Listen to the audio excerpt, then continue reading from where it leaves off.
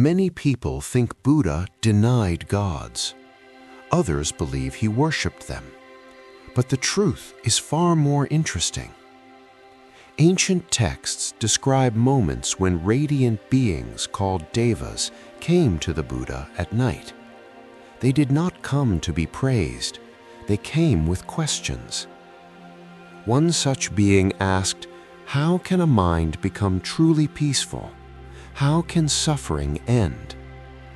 This is surprising, a god asking a human for wisdom. Buddha answered in a way no one expected.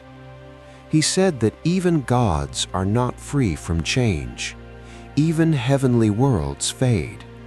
Power, light, and long life do not mean freedom. True freedom, he said, is understanding the mind.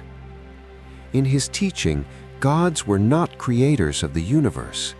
They were beings who had gathered good karma, living in beautiful realms, yet still inside the cycle of birth and death.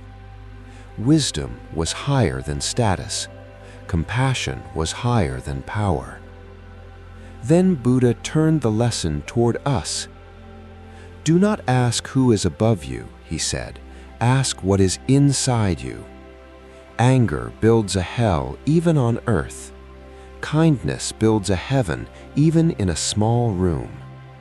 A proud god can suffer. A humble human can be free. Today, we still chase powerful figures, hoping someone in the sky will solve our pain. Buddha's message was different. Do not kneel before power. Do not fear invisible beings. Train the heart. Understand the mind. That is the highest worship. So Buddha did speak about gods, but he spoke about humans even more. His lesson was simple. Whether one is a god or a human, wisdom is greater than power, and compassion is greater than light. The real miracle is not in heaven, it is in a mind that understands. What do you think? Do we search the sky too much and our hearts too little?